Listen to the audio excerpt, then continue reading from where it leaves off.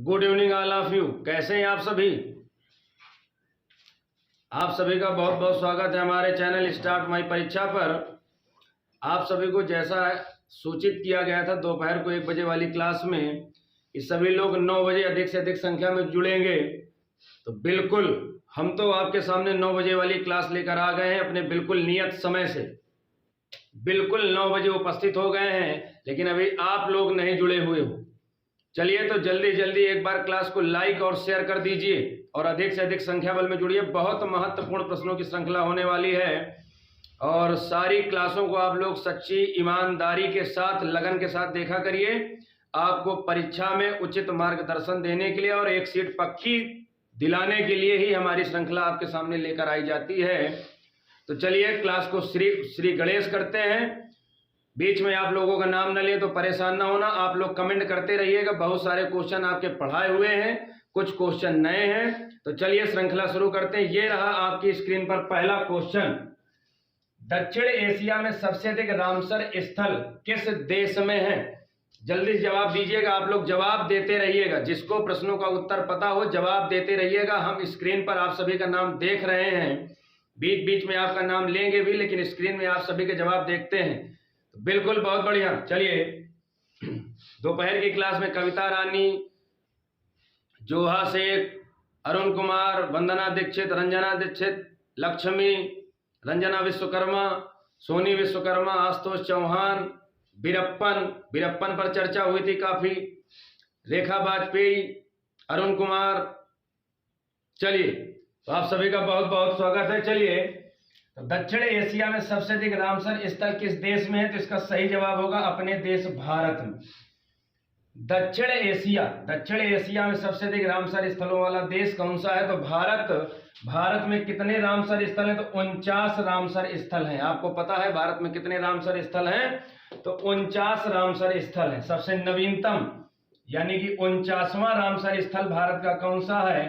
तो 49वां रामसर स्थल भारत का है बखीरा वन्यजीव अभ्यारण्य। कहां पर है? तो संत कबीर नगर उत्तर प्रदेश में।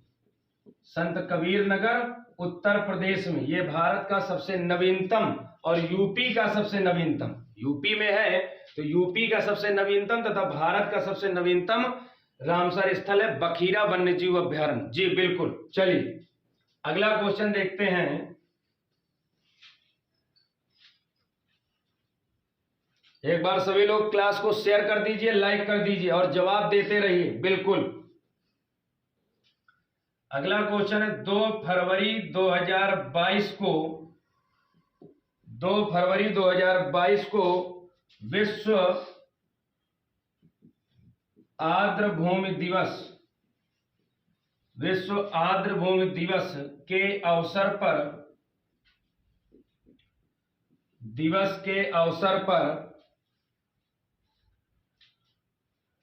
भारत के कितने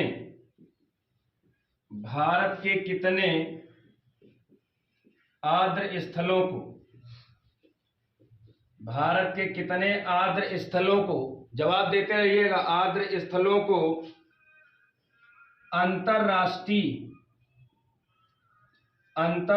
महत्व का दर्जा दिया गया। ये रहा क्वेश्चन आपके सामने कि फरवरी 2022 2 फरवरी को रामसर दिवस या आर्द्रभूमि दिवस मनाते हैं। इसके अवसर पर भारत के कितने आर्द्र स्थल या रामसर स्थल जो है उनको अंतरराष्ट्रीय महत्व का दर्जा दिया गया, ये क्वेश्चन है। तो जल्दी जवाब दीजिए। तो बिल्कुल इसका सही जवाब होगा 21 स्थलों को, भारत के 21 रामसर स्थलों को अंतरराष्ट्रीय रामसर स्थलों का दर्जा दिया गया। भारत में रामसर स्थल कितने? 49। जी बिल्कुल। तो ये रहा हमारा पहला क्वेश्चन। अगला क्वेश्चन देखेंगे और ये जो क्वेश्चन लिखने जा रहे हैं आप लोगों को पढ़ाया जा चुका है, लेकिन फिर भी देखते हैं कितने लोगों का जवाब सही आता है। बहुत बढ़िया। चलिए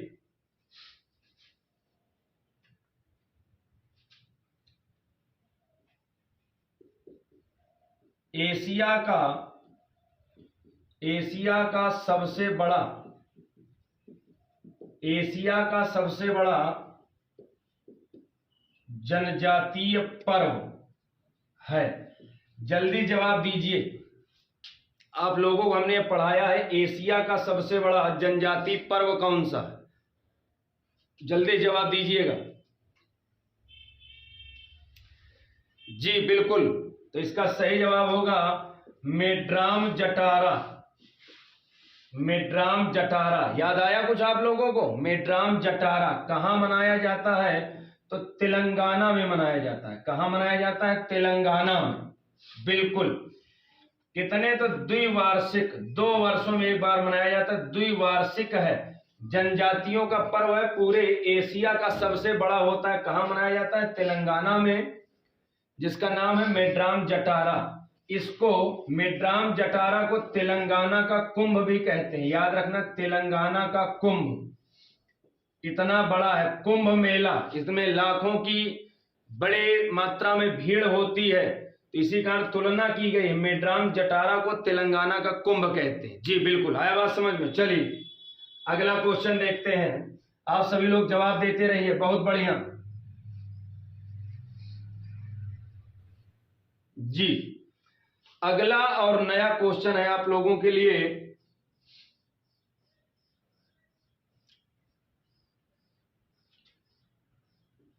जनवरी 2022 में मिट्टी के कुल्हड़ों से निर्मित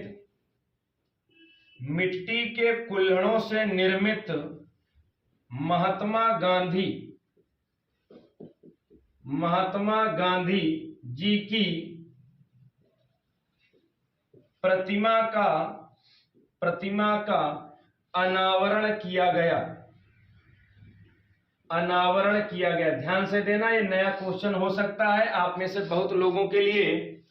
जनवरी 2022 में मिट्टी के जो कुल्हड़ होते हैं, इन मिट्टी के कुल्हड़ों से महात्मा गांधी जी की एक प्रतिमा बनाई गई है। तो इस प्रतिमा का अनावरण कहां किया गया? जल्दी जवाब दीजिएगा। मिट्टी के कुल्हड़ों से निर्मित महात्मा गांधी जी की प्रतिमा का अनावरण कहां किया गया? जल्दी से जवाब दीजिएगा।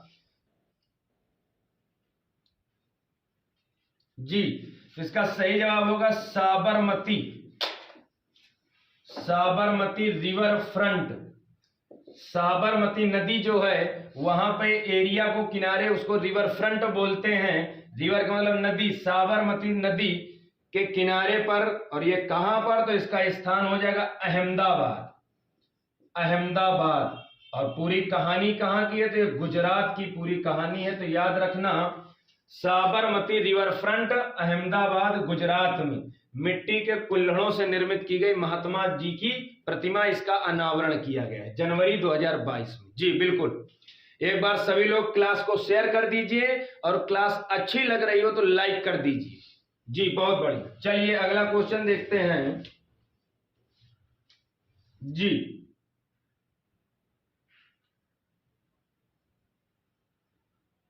जी बिल्कुल।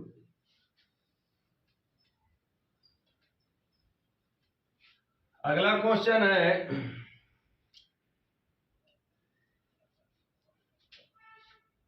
दिसंबर 2021 में चौथा राज्य स्वास्थ्य सूचकांक जारी किया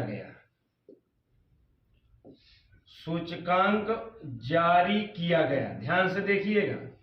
एक पॉइंट तो आपको इसी में मिल गया कि हाल ही में राज्य स्वास्थ्य सूचकांक जारी किया गया। किस नंबर का? तो चौथे नंबर का जारी किया गया। पहला क्वेश्चन मिल गया। पूछेगा कि भाई हाल ही में भारत में राज्य स्वास्थ्य सूचकांक जारी किया गया है, वो किस नंबर का है? तो चौथे नंबर। एक क्वेश्चन मिल गया। अब इसमें क्वेश्चन ऐसे पूछेगा कि बड़े राज्यों में शीर्ष राज्य कौन सा? यानी कि बड़े राज्यों में सबसे अच्छा राज्य किसको घोषित किया गया? छोटे राज्यों में शीर्ष राज्य किसको घोषित किया गया? और फिर कहेगा केंद्र शासित प्रदेशों में शीर्ष केंद्र शासित प्रदेश किसको घोषित किया गया? 3 क्वेश्चन पूछे जाते हैं इस टाइप से कि राज्य स्वास्थ्य सूचकांक, समझ में आ रही ना बात? बिल्कुल। राज्य स्वास्थ्य सूचकांक जो जारी किया गया, इनमें बड़े राज्यों में नंबर 1 कौन है, छोटे राज्यों में नंबर 1 कौन है, और केंद्र शासित प्रदेशों में नंबर 1 कौन है? बिल्कुल, किसी को पता हो तो जल्दी से जवाब दीजिएगा जी।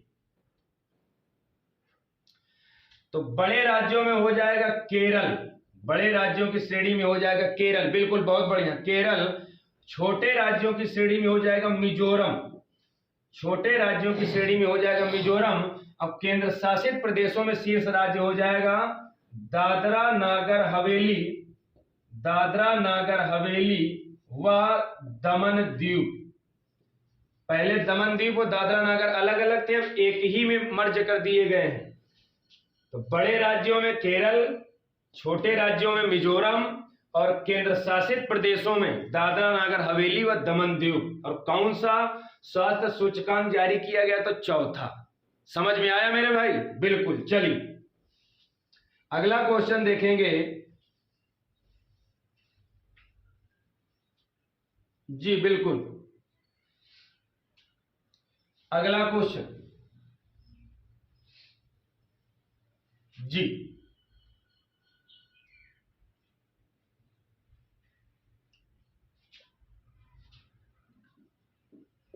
दिसंबर 2021 में बाल विकास मिशन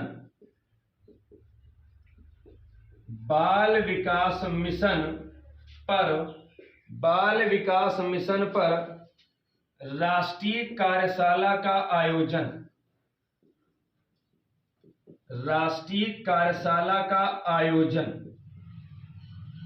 हुआ। क्वेश्चन आपके सामने, बाल विकास, ये बाल विकास से संबंधित मिशन है जिस पर राष्ट्रीय कार्यशाला का आयोजन किया गया दिसंबर 2021 में। तो यहां पर सीधे 2 क्वेश्चन बनेंगे कि इसका आयोजन कहां किया गया, और दूसरा क्वेश्चन पूछा जाएगा कि किसने किया। 2 क्वेश्चन बनेंगे मेन। तो किसी को पता हो तो जल्दी जवाब दीजिएगा। स्क्रीन पर आप सभी के कमेंट का इंतजार कर रहे हैं, जल्दी जवाब दीजिएगा। और एक बार सभी लोग क्लास को लाइक और शेयर कर दें। Good evening all of you, good evening all of you. बिल्कुल, चलिए। तो इसका जवाब होगा, इसका आयोजन कहां किया गया? तो इसका जवाब होगा नई दिल्ली में। कहां किया गया? तो नई दिल्ली में। और किसने किया? तो इसका आयोजन किया गया नीति आयोग द्वारा। किसके द्वारा? नीति आयोग के द्वारा इसका आयोजन किया गया है, नीति आयोग के द्वारा। ये रहे दोनों उत्तर। थोड़ा सा नीति आयोग के विषय में समझ लेंगे, बहुत सारे लोगों को इसके विषय में पता भी है, जिसको नहीं पता तो थोड़ी सी मोटी सी जानकारी इसके विषय में हल्का सा समझने का प्रयास करते हैं। नीति आयोग, सबसे पहले इसका गठन कब हुआ? जल्दी से कमेंट करिए, सबको पता है। 1 जनवरी 2015 नीति आयोग को गठन हुआ। इसका अध्यक्ष कौन होता है? तो इसका अध्यक्ष वर्तमान का प्रधानमंत्री होता है,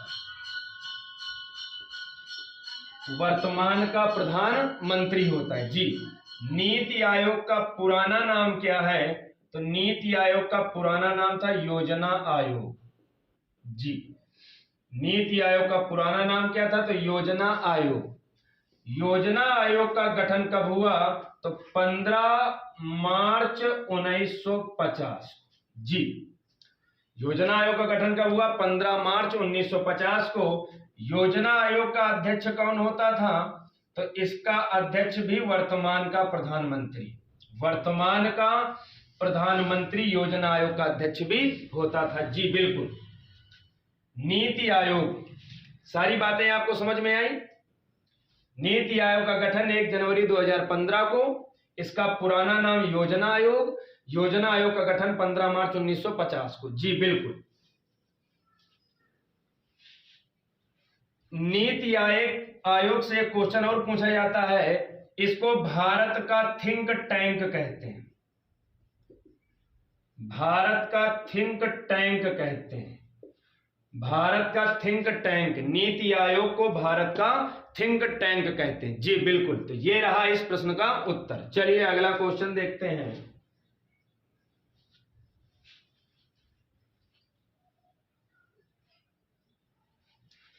आज की क्लास तो जल्दी जल्दी नहीं पढ़ाई जा रही, कल आप लोग परेशान हो गए थे कि बहुत जल्दी जल्दी क्लास चल रही।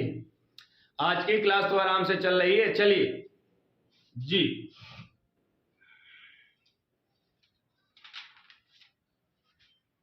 चलिए अगला क्वेश्चन देखते हैं।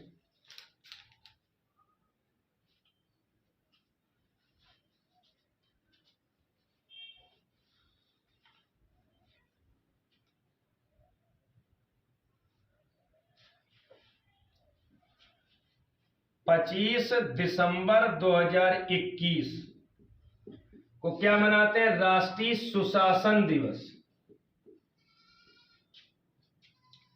राष्ट्रीय सुशासन दिवस क्या मनाते हैं? राष्ट्रीय सुशासन दिवस। जी, ये तो ज्यादातर सभी को पता होगा कि राष्ट्रीय सुशासन दिवस कब मनाते हैं? 25 दिसंबर को। तो 25 दिसंबर 2021 को सुशासन दिवस के अवसर पर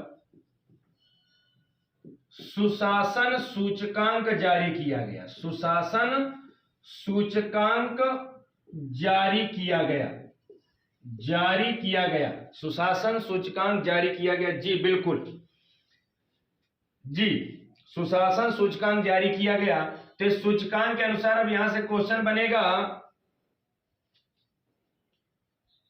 समूह ए में शीर्ष राज्य, समूह ए में शीर्ष राज्य, फिर बनेगा समूह बी में शीर्ष राज्य, फिर उसके बाद बनेगा समूह सी में शीर्ष राज्य। ये कैटेगरी वाइज बांटे गए, जैसे थोड़ी देर पहले पढ़े थे ना, बड़े राज्य छोटे राज्य, तो उसी टाइप में ये होता है। जी,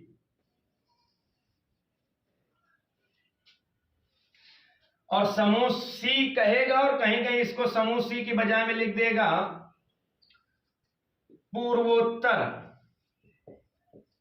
पूर्वोत्तर में शीर्ष राज्य। जो हमारे पूर्वोत्तर के अरुणाचल प्रदेश, असम, मेघालय, मणिपुर, मिजोरम, इन राज्यों को पूर्वोत्तर राज्य बोलते हैं। तो पूर्वोत्तर राज्यों की श्रेणी में शीर्ष राज्य।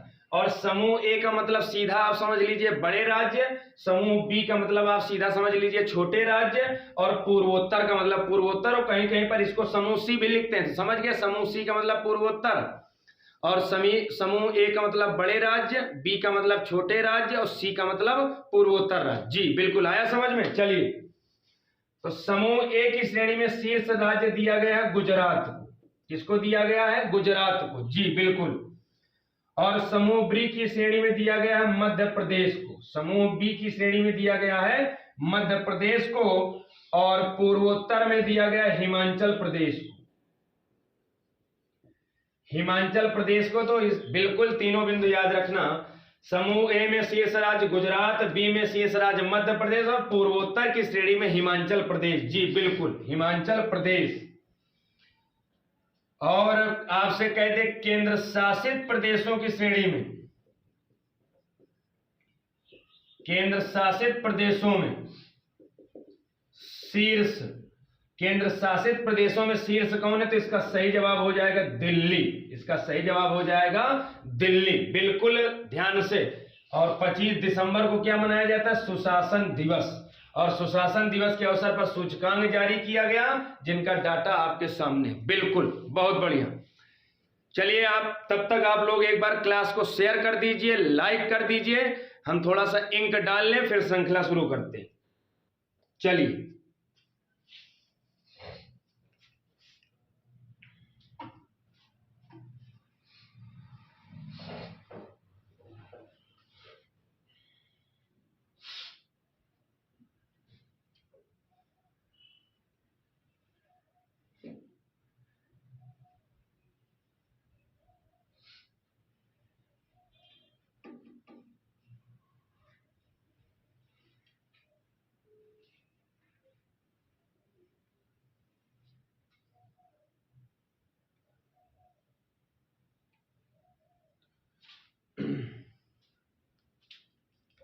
क्लास कैसी लगी? आप सभी लोग सुझाव भी देते रहा करिए, कोई समस्या हो तो बताइएगा।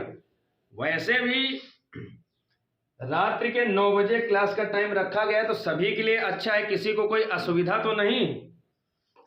बताइएगा। 9 बजे का टाइम है, आप लोग सभी लोग अपने अपने काम धंधे से, जिसका कुछ काम है, ग्रामीण क्षेत्र से कोई जुड़ा हुआ है, कोई सामाजिक परिवेश में जुड़ा हुआ है, घर परिवार में रहकर कुछ ना कुछ काम तो रहता ही है मेरे भाई।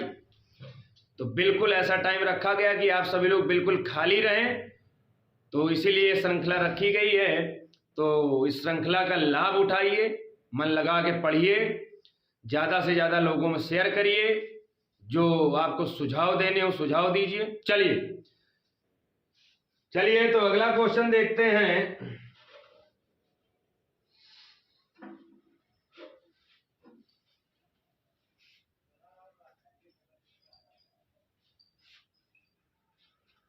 बताइएगा, मोरमुगांव क्या है? जिसको पता हो जल्दी जवाब दीजिए। मोरमुगांव क्या है? कमेंट करिएगा जल्दी से।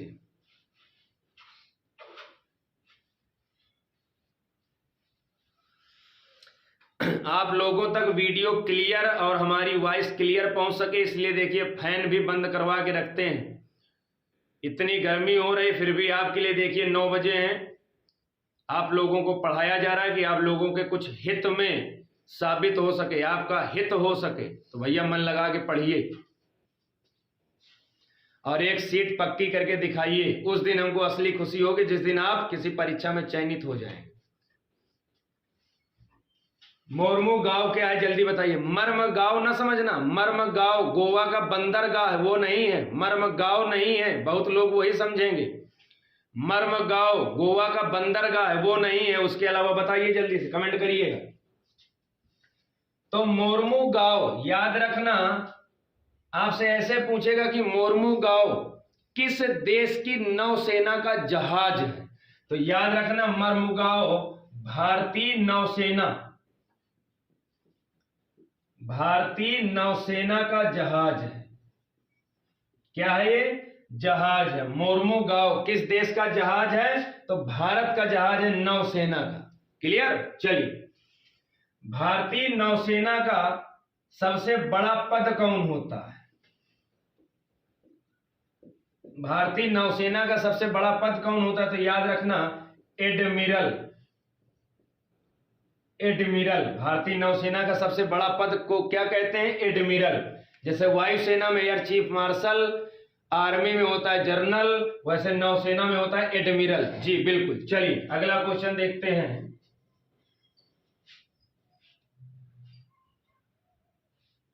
जी बहुत बढ़िया।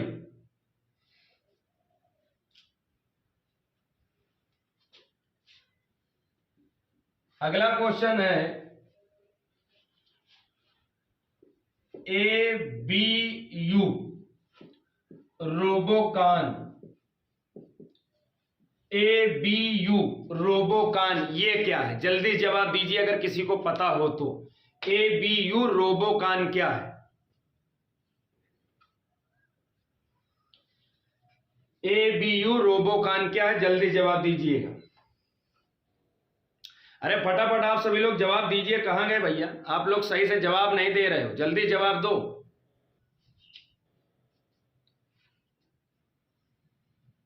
अरुण कुमार, रेखा वाजपेयी, लक्ष्मी, रंजना विश्वकर्मा, अंकुल, जोहा, कविता रानी, प्रिया राज, सपना रिया। अरे कहां गए भैया? चलो जल्दी जवाब दीजिए। चलिए तो ABU रोबोकान जी 2022 में दिसंबर में इसका आयोजन होगा। दिसंबर में आयोजन होगा 2022 में, जो दिसंबर आएगा। कहां पर? नई दिल्ली में। कहां पर? नई दिल्ली में। ABU रोबोकान का आयोजन किस देश में होगा? तो दिल्ली है तो यानी भारत में होगा। कब होगा? दिसंबर 2022 में। रोबोकॉन रोबोट से संबंधित है। एक ये रोबोट की प्रदर्शनी है जो 2022 में दिसंबर में आयोजित होगी। ये पहली बार किसने आयोजित किया था? तो इसका आयोजन पहली बार इसका आयोजन 2021 में चीन ने किया था। किसने किया था? चीन ने। इतने बिंदु आपको याद रखना है कि एबीयू रोबोकॉन काहे से संबंधित है? रोबोट से संबंधित। काहे से संबंधित है? रोबोट से संबंधित है। ये रोबोट की एक प्रदर्शनी होती है जो पहली बार 2021 में चीन में हुई थी, अब दोबारा 2022 में होना है, जिसका नाम है एबीयू रोबोकॉन। इसका आयोजन 2022 में दिसंबर में दिल्ली में होगा। आया समझ में जी? रोबोट। चलिए थोड़ा सा एक क्वेश्चन इससे और समझते हैं। रोबोट,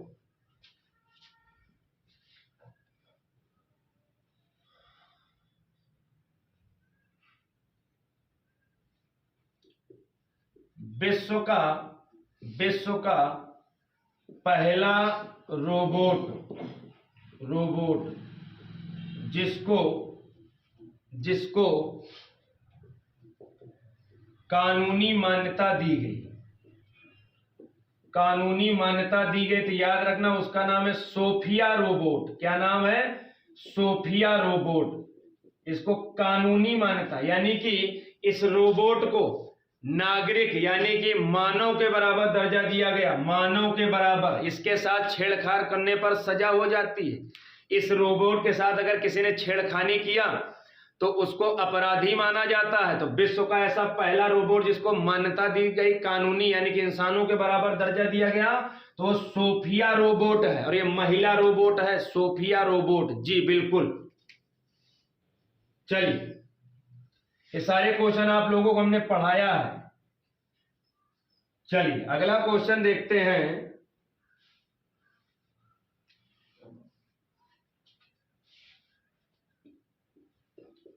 दिसंबर 2021 में अंतरराष्ट्रीय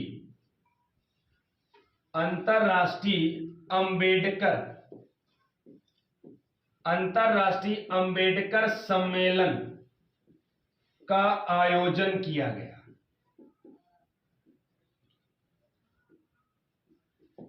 जी, दिसंबर 2021 में अंतरराष्ट्रीय अंबेडकर सम्मेलन किया गया।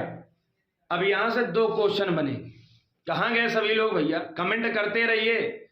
कोई क्लास छोड़ के जाएगा नहीं, पूरी क्लास देखनी है।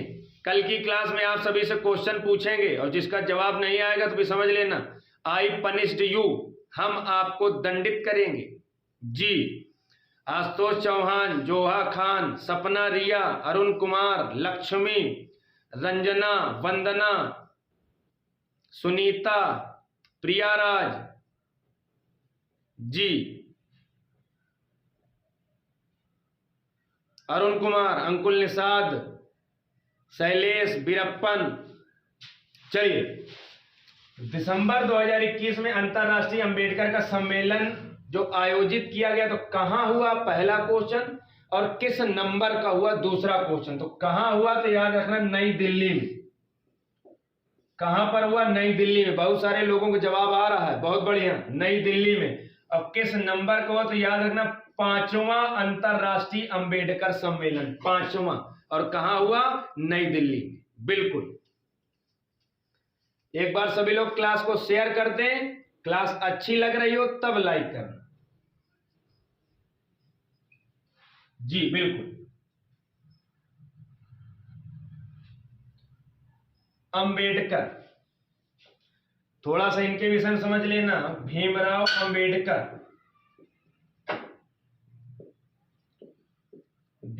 अंबेडकर, इनका संबंध महू मध्य प्रदेश से है। अभी उस दिन बताया था पूरी इनकी कहानी। प्रारूप समिति, ये समिति बड़ी महत्वपूर्ण है। हमारे संविधान को बनाने में बहुत सारी समितियों का गठन किया था। उन समितियों में से एक समिति प्रारूप समिति, यानी कि संविधान के निर्माण की सबसे महत्वपूर्ण समिति कौन सी थी? तो प्रारूप समिति। प्रारूप समिति को ही मसौदा समिति कहते थे, प्रारूप समिति को ही मसौदा समिति कहते थे, और इंग्लिश में इसी को ड्राफ्टिंग कमेटी कहते थे। ड्राफ्टिंग कमेटी, तीनों का मतलब एक है। इसके अध्यक्ष भी कौन थे? भीमराव अंबेडकर। इसके अध्यक्ष कौन थे? भीमराव अंबेडकर। कहते कुल सदस्य कितने थे? तो इसमें कुल सदस्य थे 7। एक अध्यक्ष हो गए भीमराव अंबेडकर, जब कहते सदस्य कितने थे तो 6। कुल सदस्य कितने थे? तो 7।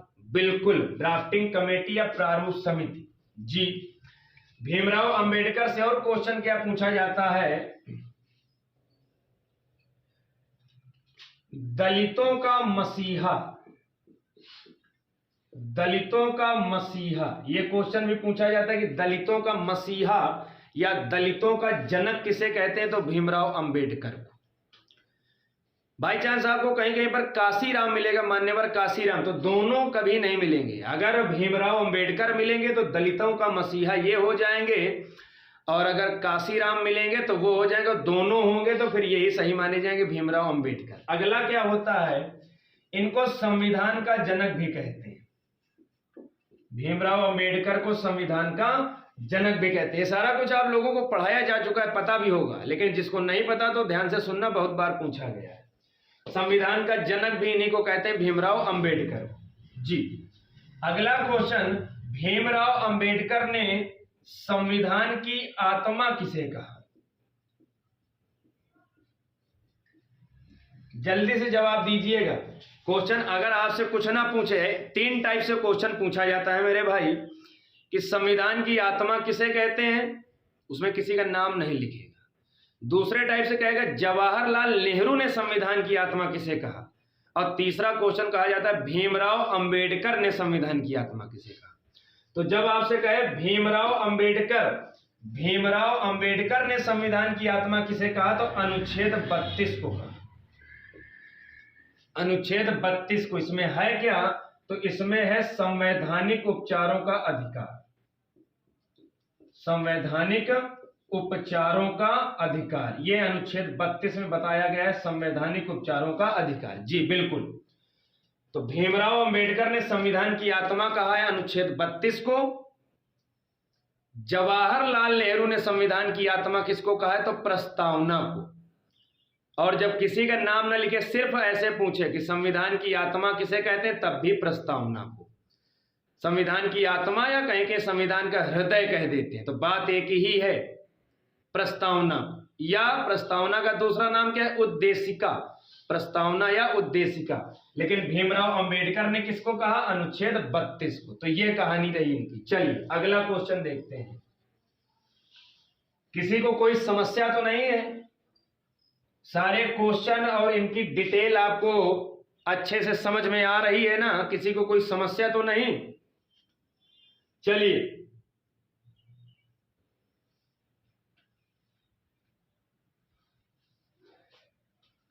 अगला क्वेश्चन है, स्वच्छ सर्वेक्षण सूचकांक 2021 अभी जारी हुआ है। स्वच्छ सर्वेक्षण सूचकांक 2021 अभी जारी हुआ है। स्वच्छ सर्वेक्षण सूचकांक 2021 अभी जारी किया गया है। आप में से बहुत लोगों को पता होगा कि भारत का सबसे स्वच्छ शहर कौन सा है? जल्दी से कमेंट करिए। अरुण कुमार, रेखा वाजपेयी, वंदना दीक्षित, रंजना, जोहा खान, लक्ष्मी, अंकुल, आशुतोष, मनीष, वीरप्पन, शैलेश, सोनी, रोहित, नीरज। चलिए जल्दी जवाब दीजिएगा। तो स्वच्छ सर्वेक्षण सूचकांक 2021, लेकिन इसके पहले भी भारत का सबसे बहुत बढ़िया, भारत का सबसे स्वच्छ शहर इंदौर। कहां का? मध्य प्रदेश का। कितनी बार? लगातार 4 बार, लगातार 4 बार, 4 साल से भारत का सबसे स्वच्छ शहर है जी इंदौर। याद रखना, स्वच्छ सर्वेक्षण सूचकांक 2021 में भी सबसे स्वच्छ शहर इंदौर को ही घोषित किया गया है। बड़े गौरव की बात है। कहां का है? मध्य प्रदेश का। याद रखना, लगातार 5वीं बार। 5वीं बार बड़ा महत्वपूर्ण बिंदु है, ये जरूर याद रखना कि इंदौर जिसको भारत का सबसे स्वच्छ शहर घोषित किया गया लगातार कितनी बार, तो 5 बार। जी बिल्कुल 5 बार। जी तो ये तो नॉर्मल कॉमन सी बात हो गई, सबको पता है ज्यादातर। तो कितनी बार, 5 बार घोषित किया गया। जी अब इसमें आपसे पूछेगा 10 लाख से अधिक आबादी वाला शीर्ष शहर। शीर्ष का मतलब पहला, पहले के बाद दूसरा, दूसरे के बाद तीसरा, 3 ठो आपको याद रखने।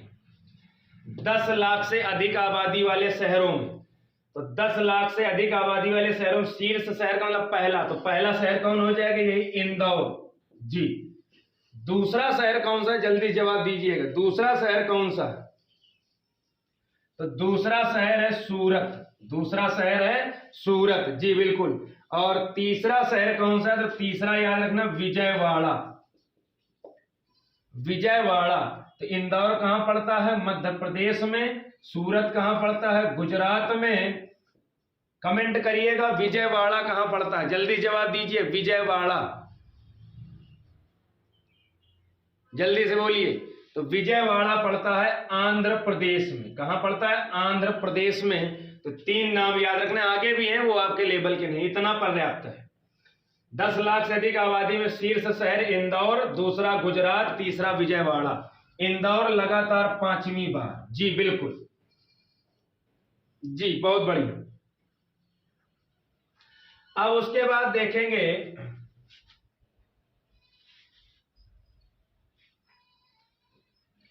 इसके बाद ये था 10 लाख से अधिक आबादी वाला। अब देखेंगे 1 से 10 लाख आबादी, 1 से 10 लाख आबादी वाले शहरों में स्वच्छ सर्वेक्षण रिपोर्ट के अनुसार 1 से 10 लाख की आबादी वाले शहरों में स्वच्छ शहर, तो इसमें भी पहला, दूसरा, तीसरा। 1 से 10 लाख की आबादी वाले शहरों में, जल्दी बताइए किसी को पता हो तो।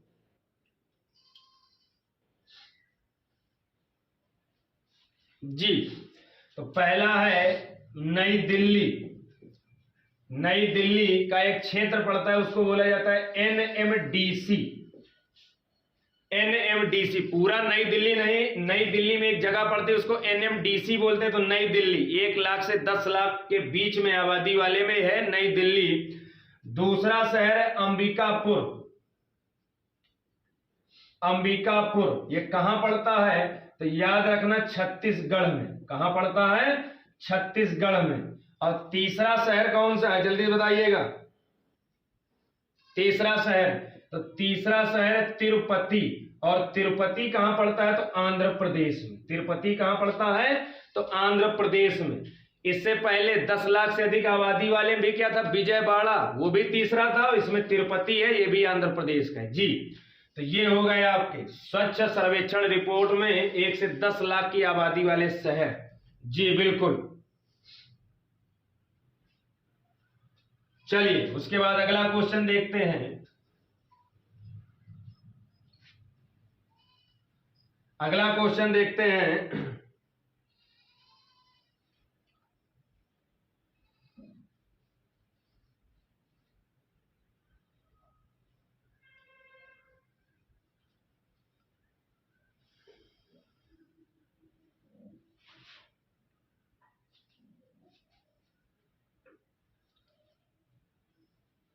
नवंबर 2021 में अंतरराष्ट्रीय पर्यटन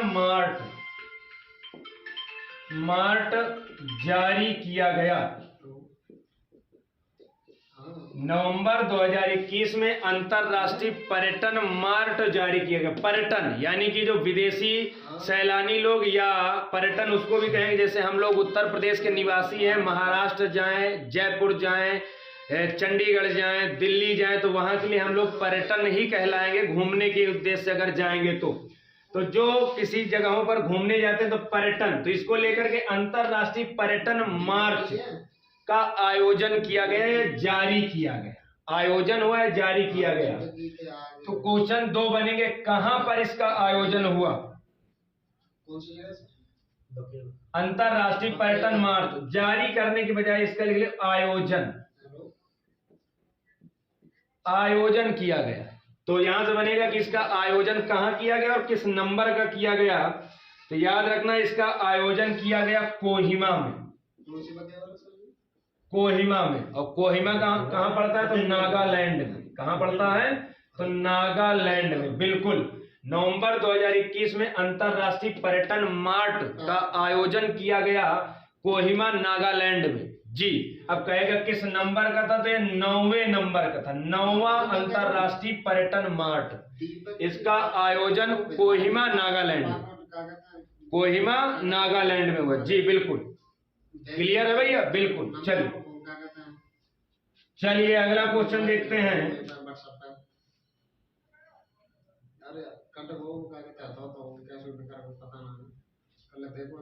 बिल्कुल, चलिए देखते हैं।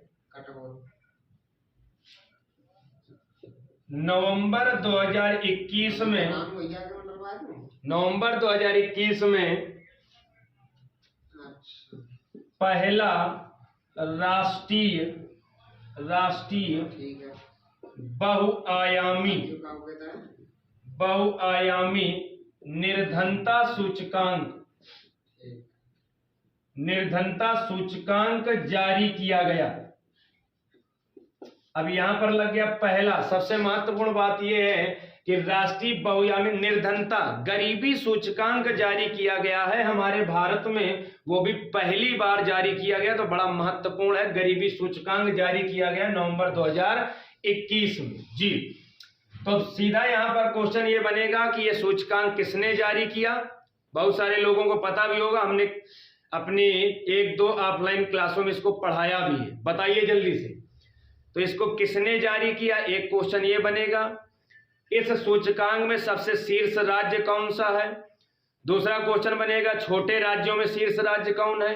तीसरा क्वेश्चन बनेगा कि केंद्र शासित प्रदेशों में शीर्ष कौन जी। बिल्कुल, तो चलिए देखते हैं।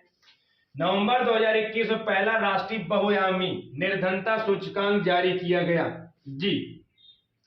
इसको एक अन्य नाम से भी जानेंगे, इसको कहेंगे बेस लाइन रिपोर्ट। तो ये बिंदु भी याद रखना, आपसे ऐसे क्वेश्चन पूछेगा कि भारत में नवंबर 2021 में बेस लाइन रिपोर्ट जारी की गई, इसका संबंध किससे है? तो ये निर्धनता सूचकांक से संबंधित है। बेसलाइन रिपोर्ट निर्धनता सूचकांक से संबंधित है जी। इसको किसने जारी किया? तो इस रिपोर्ट को जारी किया नीति आयोग ने। देखिए फिर नीति आयोग आ गया। ये आयोग बड़ा महत्वपूर्ण है, तभी इसकी डिटेल हमने आपको बता दिया। किसने जारी किया? नीति आयोग ने जी, बिल्कुल। चलिए अब कहेगा कि कुल कितने राज्य व केंद्र शासित प्रदेश सम्मिलित किए गए। इस सूचकांक में कितने राज्य व केंद्र शासित प्रदेश सम्मिलित किए गए?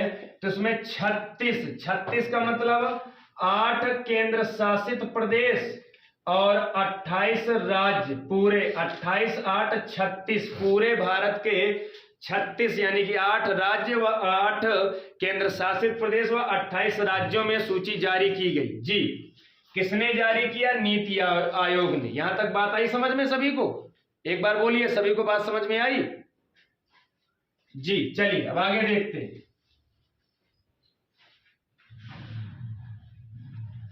जी।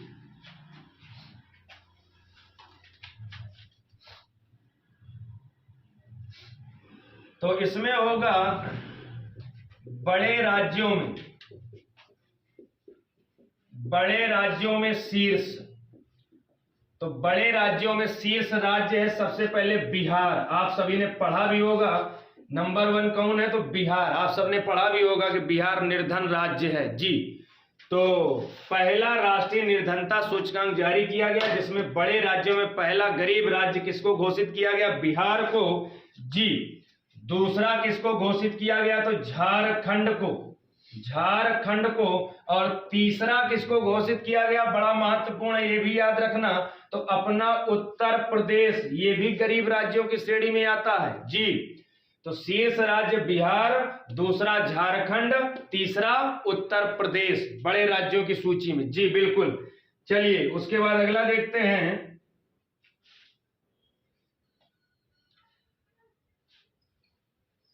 अब यहां से क्वेश्चन पूछेगा, कम गरीब राज्य, कम गरीब राज्यों की सूची में, कम गरीब राज्यों की सूची में, यानी कि जिनको निर्धन नहीं बताया गया उनकी स्थिति सही बताई गई है। कम गरीब राज्यों की सूची में शीर्ष, यानी कि नंबर 1 और दूसरा और तीसरा, तो कम गरीब राज्यों की सूची में नंबर 1 पर कौन है? नंबर 1 पर है केरल। नंबर 2 पर कौन है? तो नंबर 2 पर है गोवा। नंबर 3 पर कौन है? तो नंबर 3 पर है सिक्किम। इनके क्रम याद रखना। जी। तो इसमें कम गरीब राज्यों की सूची में कौन है? गोवा, कम गरीब राज्यों की सूची में नंबर 1 है केरल, नंबर 2 है गोवा और नंबर 3 है सिक्किम। जी बिल्कुल, बहुत बढ़िया।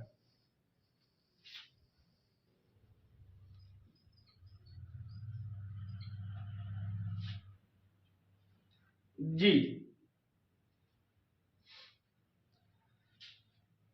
चलिए अगला क्वेश्चन बताना है। आपको पढ़ाया जा चुका है लेकिन फिर भी जल्दी से जवाब दीजिएगा। कुछ लोग नए जुड़े हैं या कुछ लोगों ने क्वेश्चन नहीं पढ़े तो उनको थोड़ा सा कम समझ में आ रहा होगा, लेकिन पढ़ना पड़ेगा मेरे भाई, पेपर में पूछे जाते हैं, बड़े महत्वपूर्ण है। जी चलिए एक आसान क्वेश्चन जिसको आप सभी ने पढ़ा है, जवाब दीजिएगा। एक बार क्लास को लाइक शेयर जरूर करें। चलिए अगला क्वेश्चन है,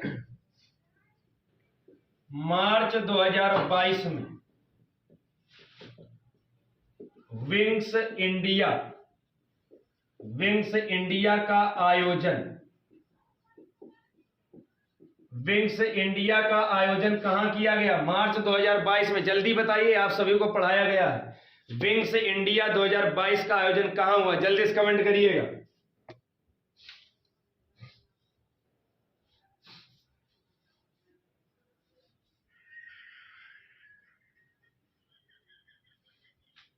चलिए बिल्कुल, बहुत बढ़िया। तो इसका आयोजन हुआ हैदराबाद में। कहां हुआ? हैदराबाद में। बिल्कुल आपको पढ़ाया गया हैदराबाद में। इसकी खासियत क्या है तो याद रखना, ये एशिया का सबसे बड़ा, एशिया का सबसे बड़ा नागरिक, एशिया का सबसे बड़ा नागरिक उड्डयन कार्यक्रम है। एशिया का सबसे बड़ा नागरिक उड्डयन कार्यक्रम है। कौन सा? विंग्स इंडिया, जो अपने भारत के हैदराबाद में हुआ। तो समझिएगा एशिया का सबसे बड़ा है ये। जी बिल्कुल, बहुत बढ़िया। चलिए अगला क्वेश्चन देखते हैं।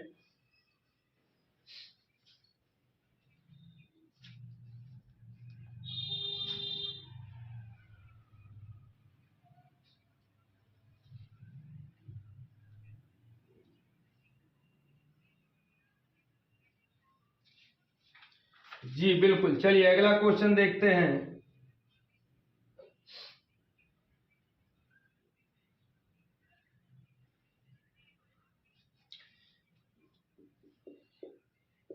ई श्रम के पोर्टल,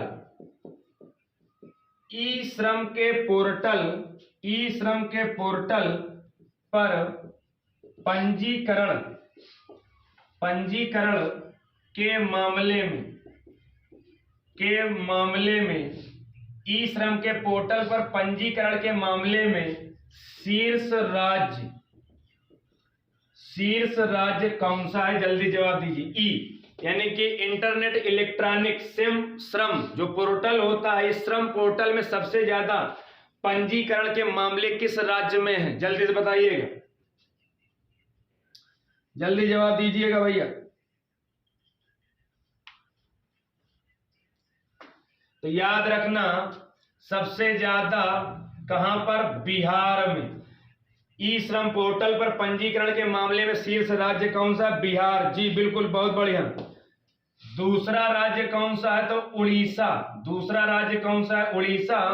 और तीसरा राज्य कौन सा है? तो उत्तर प्रदेश। याद रखना, पहला राज्य कौन सा है? बिहार, दूसरा राज्य उड़ीसा, तीसरा राज्य उत्तर प्रदेश। जी हाँ बिल्कुल, बहुत बढ़िया जी। ठीक, तो तीसरा राज्य उत्तर प्रदेश। जी, तो श्रृंखला को यहीं पर समाप्त किया जाता है। क्लास कैसी लगी आप सभी लोग कमेंट करिएगा, अपने सुझाव दीजिएगा। हमारे हिसाब से तो श्रृंखला बहुत बेहतरीन रही है। आपकी परीक्षा में आने वाले प्रश्नों का समावेश लेकर हम आए थे। आप सभी अपने सुझाव दीजिएगा। कैसी लगी क्लास? आप सभी को good night all of you. अच्छे से पढ़ें, आगे बढ़ें, जो समस्याएं हैं उनको बताइएगा। चलिए, thank you all of you.